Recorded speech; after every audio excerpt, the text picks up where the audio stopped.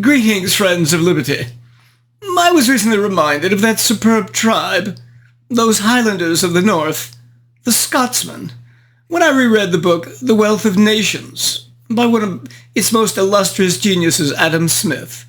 Such profundity 'tis found between its covers, Smith seeing all aspects of human nature, as when, for example, he remarks, "How selfish soever man may be supposed, there are evidently some principles in his nature which interest him in the fortune of others, and render their happiness necessary to him, though he derives nothing from it except the pleasure of seeing it."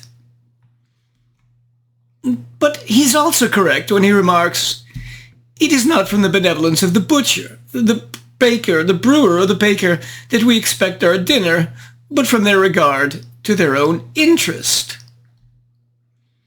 How all very true, though I suspect these statements are more compatible than he imagines ethically.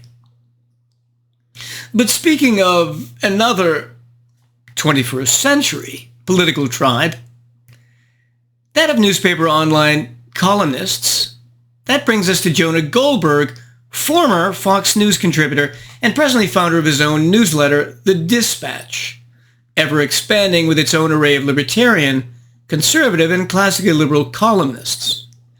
Jonah, author previously of Liberal Fascism and The Tyranny of Clichés, has here written Suicide of the West, How the Rebirth of Tribalism, Populism, Nationalism, and Identity Politics is Destroying the West. He begins by trying to argue that human beings are by nature tribal, implying that this overpowers the rational aspects of our nature. He is asserting that being tribal is more appealing and seductive. His first attempted proof comes from Sebastian Junger's book, Tribe, on Homecoming and Belonging, in which Junger argued that when white children were taken from their homes, kidnapped during Indian raids, during which their parents were often killed, the children often wanted, after being raised by the Indians, to remain with their Indian families years later. Junger also argues, in addition, that many white adults moved in with the Indians, but that the reverse didn't happen. The problem for Junger and Goldberg in using these examples is the likelihood that whites rarely kidnapped and raised Indian children, as the Indians uniformly did, as a matter of custom to replace their family members or increase tribal strength. Of course, if you take a white child, kill its parents, and bring him up for a decade in your own family, he will probably want to remain. Secondly, regarding adults moving, even though white men moved to Indian society, no women did, which is not surprising if the men were trappers or hunters anyway, and instead of living in some isolated farmstead, chose to take an attractive Indian wife and live in an Indian settlement. But white women wanting to live in teepees? Almost never. And quite sensibly, if you ask me. In addition, if we just step back and ask, in the modern world, how many people want to go from modern civilization to tribes? From New York or Boston or Miami to the middle of the Australian bush or the jungles of Borneo? No one, except that rare evangelical missionary flying into a remote island of New Guinea, or the anthropologist motoring his canoe into the Amazonas to do field work before finishing his doctorate back at San Jose State. And why is this? Why does no one want to spend his life shooting spider monkeys in the jungle canopy to bring back to the communal stew pot? Because as a way of life, it would make them miserable. Now, if Jonah would object that I am not controlling for the level of civilization, fine. How many people really want to live in a modern commune where you have to share everything, where what you earn is divided up with all the slackers, and you're nagging your housemates every evening about washing the pile of dishes in the sink? Is that perhaps why almost no communes remain from the 60s and 70s? Next, after Sebastian Junger, Jonah tries to buttress his argument about tribality with an example from the pioneering anthropologist Napoleon Chagnon, who studied the fierce people, the Yanomamo, in the Venezuelan jungle. What Shenyon found is that when a Yanomamo raiding party captures a woman from another tribe, they all rape her. And this, again, Goldberg says, is supposed to show true human and male nature. Incidentally, Jonah actually says that the feminists are right. It's male nature to rape. The problem is that if you look within the Yanomamo tribe, relatively few women are raped. So why is the first example indicative of our human nature, but not the second, where men risk their lives to protect the women of the tribe from being raped when other tribes attack them? And so when Jonah says that internal beast is human nature, it cannot be killed, it can only be tamed, and even then, constant vigilance is required. This is the believer in him talking. And as many believers, they believe God is good and man bad. The reality of man's nature, however, is that we are, as the pagan Aristotle said, rational animals, which means that both rationality and animality are part of our nature. Not just one, not just the animality. And this brings us to the question of situational factors in human life and society, and whether instead of acting tribally, human beings are simply reacting often quite rationally to these situational factors and the consequences implicit within them. So if you're in a tribe, you act as a member of a tribe, and if you're not, you don't. Let's give another example of rape to illustrate this situationality. During World War II, on the Eastern Front, when the Soviet armies pushed the retreating German forces back into Germany, millions of Eastern European and German women were raped by Russian soldiers. Although often these soldiers were not officers, but from the lower classes or were less educated.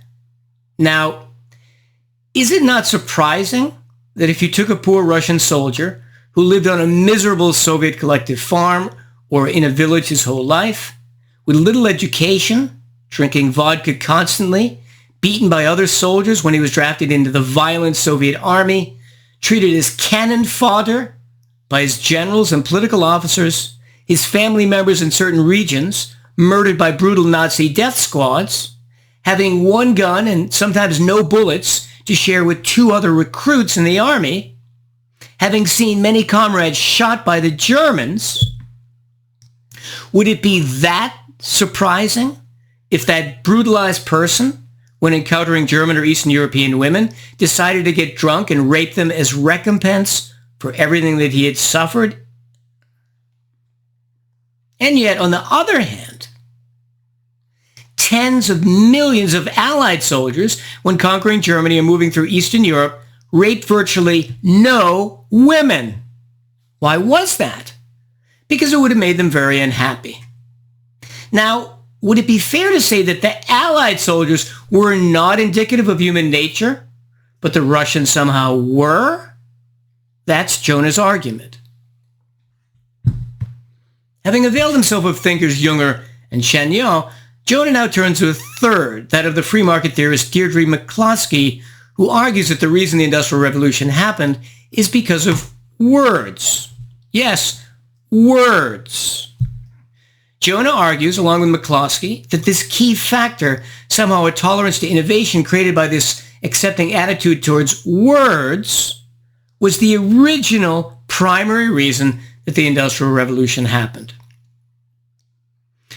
So despite Jonah having showed at length in the book the extraordinary love of property rights that we English nurtured for almost a millennia, as exemplified by the Magna Carta, our various Bills of Rights, and our glorious revolution in defense of liberty, and despite our living on an island, which made protecting those property rights easier, and despite living through the Age of Enlightenment, which stimulated an enormous increase in all areas of human knowledge, apparently it wasn't the combination of knowledge and protection of property rights that created the Industrial Revolution, but instead just words. Having muddied these waters, Jonah attempts to enlighten us about the alleged counter-reaction to the Enlightenment called Romanticism, which is, according to him, a rebellion against capitalism, democracy, natural rights, and science. Yet here again he goes astray, since Romanticism instead is simply the act of valuing, not rebellion per se. So when a couple is romantic, are they rebelling? No, they value each other. When music is romantic, it involves feelings which relate to our values. Now, it's true that since romantics are valuers, they're often trying to make the world a better place by changing it or rebelling against bad things. So, for example, assuming they're both sincere, a communist who wanted to replace a monarchy with a communistic state could be a romantic, but so would someone wanting to replace that monarchy with a constitutional republic. Finally, Jonah swings and misses too on religion by saying, for example, more than any other major institution of Western civilization, the Catholic Church was dedicated to rejecting the natural temptations of human nature. No. Again, since human beings are rational animals, the essential mission of the Catholic Church was to reject not just the temptations of human nature, but human nature itself and its rationality, and to put in its place an irrational religious ideology, thus harming Western society. And the same happened in the realm of sexuality. Did so many priests become pedophiles because their institution accepted the reality of human sexuality, our nature? The Renaissance, the Enlightenment, and the Reformation were needed destructions of Catholicism and its dislike of human reason. Does anyone here know, for example, how many Nobel Prizes the 1.2 billion Catholics in the world have won from 1901 to 2000 in physics, chemistry, medicine, and economics with their rejection of our natural reason? 37. And how many of the 1.4 billion Protestants? 145, or almost 4 times as many per capita. Protestants, who historically have fought human nature less, are way more productive than Catholics intellectually, and it's not just a divine mystery as to why. Relatedly, in defending the goodness of religion, Jonah repeats the old fallacy that capitalism is just about profit, so we need religion for all the other aspects of a good society. As he puts it, the free market needs extra-rational customs and traditions to survive. But this gets it 100% backwards, since capitalism is just the economic aspect of a free society, which, if you protect property rights, includes much, much more, like philanthropy, the arts, and all the sciences, all of which best flourish, as they did in the West historically, in a free capitalistic society. So Jonah's attempt to smuggle in a need for religion, like so many modern believers try, fails. What's the best part of this book?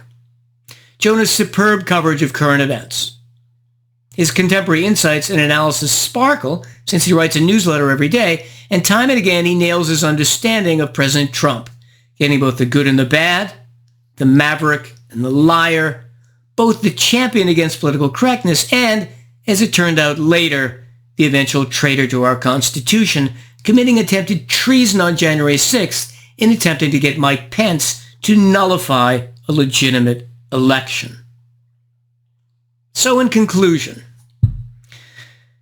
despite including hundreds of valuable facts and observations about a free society in the history of the West, which may be of value to many readers, I myself would give this overly long 390-page book, which originally was twice as long before it saw an editor, a C-, because Jonah gets so many important theoretical issues wrong.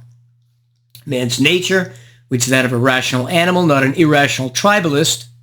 How civilizational progress and capitalism were created not by words a la Deidre McCloskey, but instead by an increase in knowledge and the protection of property rights. Number 3, how Romanticism is not rebellion per se, but more fundamentally the act of valuing. Number 4, his nonsensical claim that rock and roll is Romanticism literally, when it's actually Chopin, Rachmaninoff, and Tchaikovsky, as classical musical lovers all know. Number 5, He's equating a free society in its totality with capitalism when capitalism just denotes the economic aspect. And finally, 6, and most importantly, he completely missing the whole point of his title, how the governmental funding of and its influence on American higher education is the biggest single factor creating identity politics and a resurgence of tribalism and nationalism, as I've explained on numerous occasions. On that note of critical disappointment, I bid you all well and remain as ever, the Scarlet Pimpernel.